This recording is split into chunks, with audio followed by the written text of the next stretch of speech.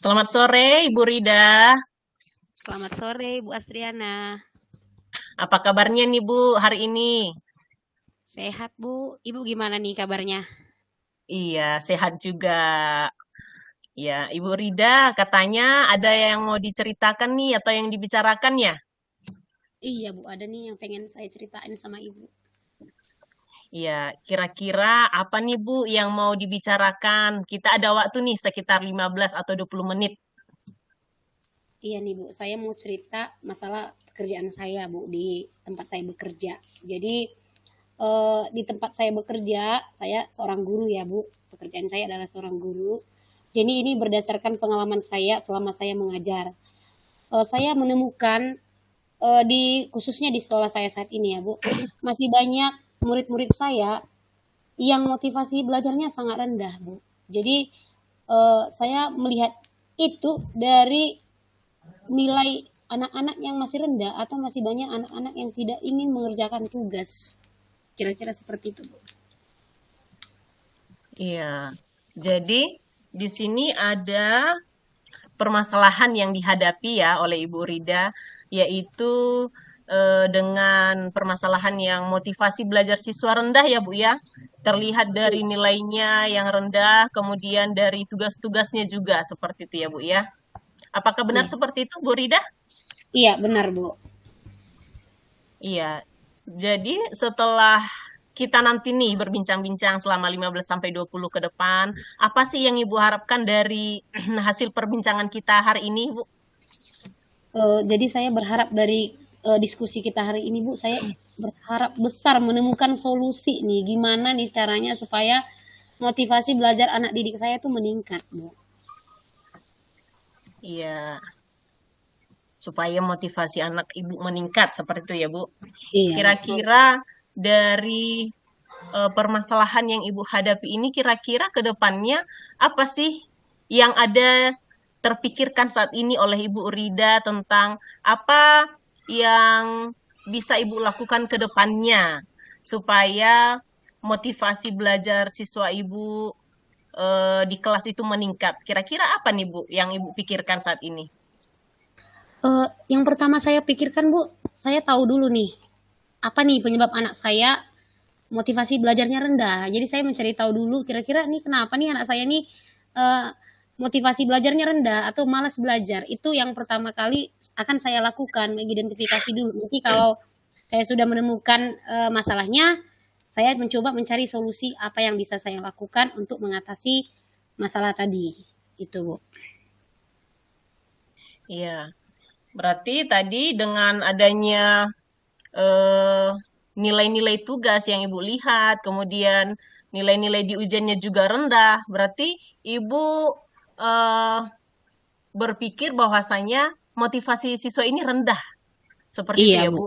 Menurut Iya, Bu. Ibu, kenapa indikator itu menjadi ukuran bagi Ibu sehingga Ibu katakan motivasi belajarnya rendah, seperti itu Bu? Karena harapan saya sebagai guru di kelas saya ya kan Bu, saya berharap ketika saya mengajar, saya berharap hasil dari pembelajaran hari itu, ketika saya melakukan misalnya asesmen, saya berharap nilainya itu setidaknya sesuai dengan batas KKM atau lebih baik mungkin di atas KKM. Jadi kebetulan di kelas saya itu masih banyak murid-murid saya yang nilainya itu di bawah KKM. Memang tidak semua, tapi lebih banyak, lebih dominan yang di bawah KKM seperti itu, Bu. Jadi saya berharap itu nilainya nantinya akan meningkat. Iya ya. Oke, berarti dari perbincangan kita ini yang Ibu harapkan adalah nilai-nilai ataupun nilai ujiannya, nilai tugas-tugasnya itu setidaknya di atas KKM. Seperti itu ya, Bu ya. Iya, Berarti hasilnya. itu adalah indikator keberhasilan yang menurut Ibu yang akan Ibu capai ke depannya. Seperti itu ya, Bu ya. Apa Iya, benar Bu. seperti itu, Bu Rida? Iya, betul, Bu. Ya. Tapi ada hal lain yang ingin saya tuju selain dari nilai, saya juga Mm-mm. ingin anak-anak saya ketika di kelas itu terlihat aktif kemudian bersemangat ketika mengikuti pembelajaran. Jadi yang saya temukan di kelas saya, anak-anak saya itu bersifat lebih pasif. Jadi itu sebenarnya berhubungan dengan nantinya nilainya itu tadi, Bu, karena dia tidak bersemangat untuk belajar, berarti ada pengaruhnya dengan nilainya di akhir, itu dia, Bu. Iya, berarti ada dua ya Bu ya, terlihat aktif dalam pembelajaran, kemudian meningkatnya nilai-nilai di atas KKM, seperti itu Iya ya Bu itu, ya. iya. Iya. Berarti itu adalah kondisi ideal yang nantinya akan Ibu capai ke depannya, seperti itu ya Bu ya. Iya, Bu. Kalau dikatakan bahwasanya yang Ibu sebutkan tadi, yang dua itu adalah kondisi ideal dan itu nilainya di level 10, kira-kira seperti itu. Kalau Ibu menilai kira-kira kondisi di sekolah Ibu atau murid-murid Ibu saat ini ada di level berapa, Bu? Dari level 1 sampai 10, kondisi di sekolah Ibu ada di level berapa? Kalau secara umum saya simpulkan kebanyakan anak-anak saya, Bu, di kelas saya itu berada di level 5 motivasi belajarnya. Ada di level 5 ya, Bu ya? Iya, Bu. Iya. Nah, kemudian kira-kira dari level 5 tadi, Bu, Ibu mau meningkatkan ke level berapa nih nantinya? Kalau saya sih nggak muluk-muluk ya, Bu. Saya berharapnya sederhana aja dulu. Anak-anak mau untuk aktif di dalam kelas, kalau nilainya soal belakangan dulu. Jadi saya pengennya anak-anak itu bersemangat, kemudian aktif di dalam kelas. Jadi saya pengen tentunya levelnya itu naik. Jadi tapi saya nggak muluk-muluk, saya hanya pengen 7 saja dulu, Bu. Saya nggak pengen terlalu muluk-muluk tinggi sempurna. Jadi saya hanya pengen tingkatkan secara perlahan berada di level 7, Bu. Di level 7 ya, Bu. Berarti Ibu ingin meningkatkan motivasi karena tadi kan permasalahan di awal itu adalah motivasi belajar siswa ya, Bu ya. Iya, betul, Bu. Motivasi belajar siswa.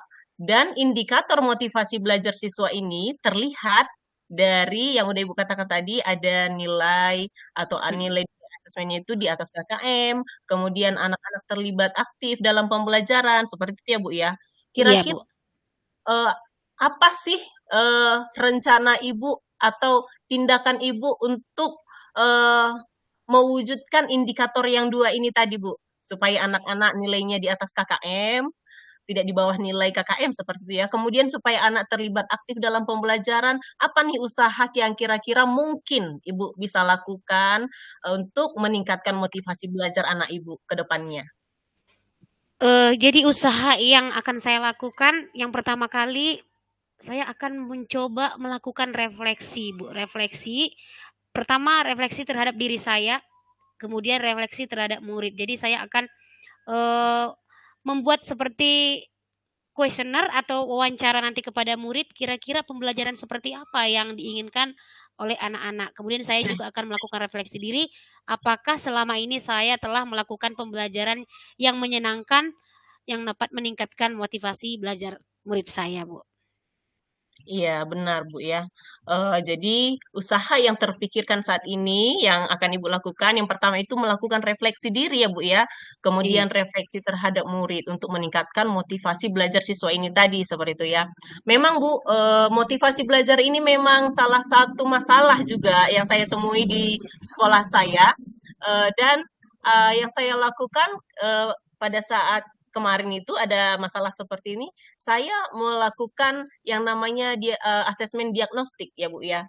Jadi saya memetakan kebutuhan belajar siswa saya, kira-kira apa gaya belajar mereka di awal supaya nanti di pembelajaran saya bisa nih memilah-milah, oh yang ini adalah sukanya dengan gaya belajar kinestetik, visual atau audiovisual seperti itu. Jadi itu yang saya lakukan Bu. Nah, tapi yang Ibu lakukan ini refleksi diri ya, Bu ya, Iya, Bu. terhadap diri Ibu dan juga terhadap murid Ibu seperti itu. Wah, luar biasa nih, Bu, usaha yang akan Ibu lakukan ini. Kira-kira menurut Ibu ada lagi tidak usaha yang akan Ibu lakukan selain yang dua ini?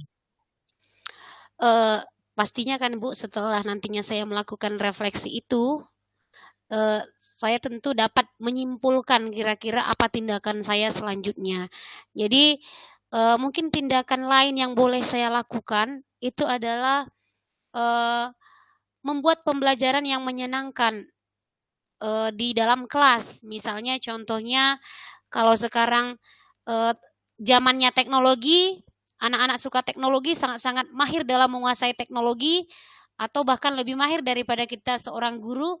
Jadi saya rasa, penerapan teknologi di dalam pembelajaran di kelas itu sesuatu yang menarik mungkin bagi murid. Boleh mungkin saya akan coba, siapa tahu nanti dapat meningkatkan belajar, murid saya.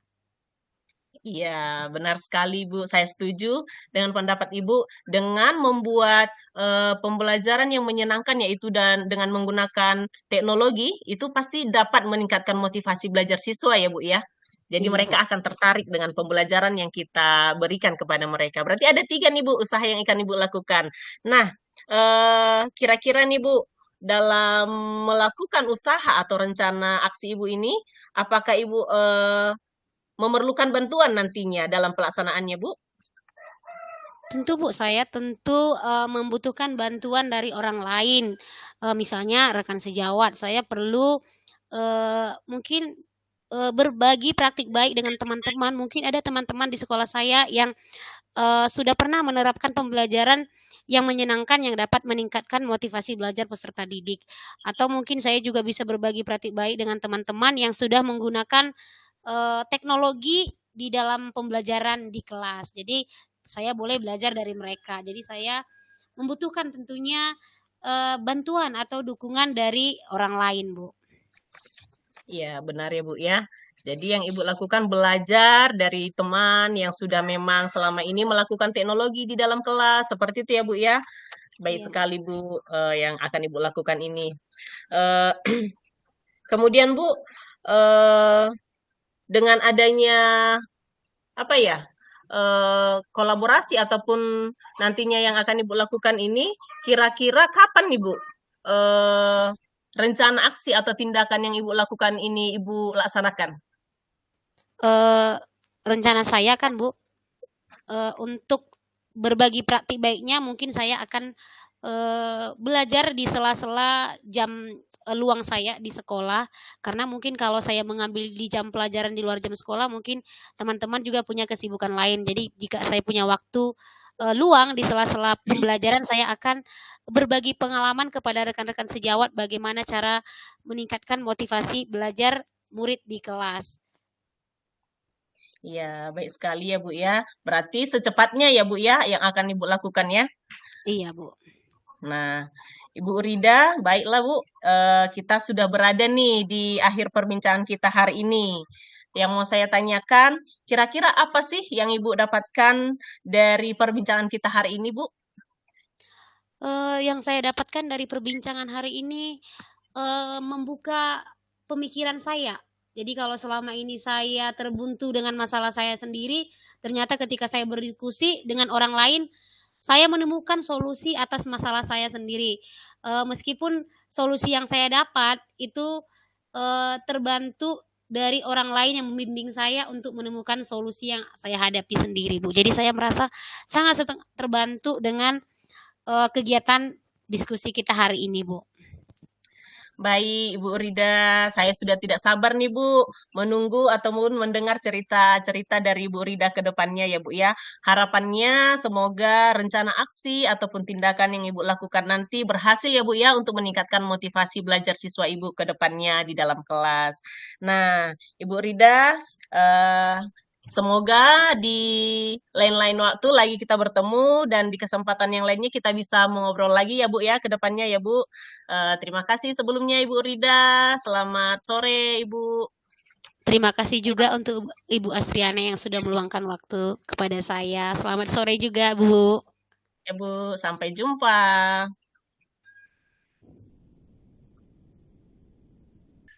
Refleksi yang pertama, refleksi diri. Nama saya Astriana Situmorang. Saya di sini sebagai coach dan coach saya adalah Ibu Rida.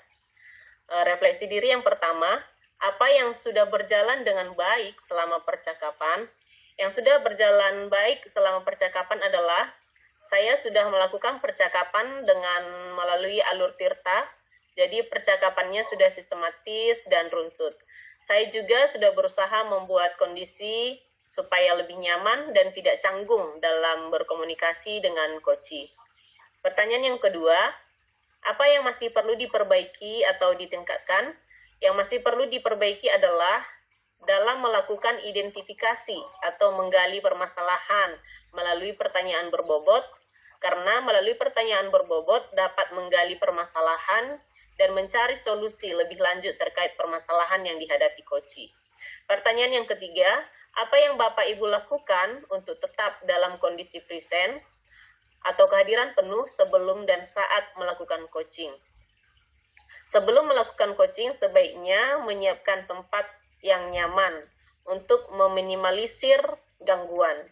Pada saat melakukan coaching, yang perlu diperhatikan adalah mendengarkan secara aktif cerita ataupun obrolan dari coach terkait permasalahan yang dihadapi. Pertanyaan refleksi yang keempat, apa yang Bapak Ibu lakukan untuk memperbaiki atau meningkatkannya? Yang perlu saya lakukan untuk meningkatkan atau memperbaiki coaching ini adalah dengan berlatih atau praktek langsung baik kepada rekan sejawat ataupun kepada murid di dalam kelas. Kemudian yang kedua, menyusun pertanyaan-pertanyaan berbobot untuk menggali permasalahan dan untuk menemukan solusi dari permasalahan yang dihadapi coach. Kemudian Ibu Rida, saya ingin tahu nih Bu, umpan balik dari Ibu Rida sebagai coach. Pertanyaannya adalah, apa yang Ibu rasakan pada saat di coaching?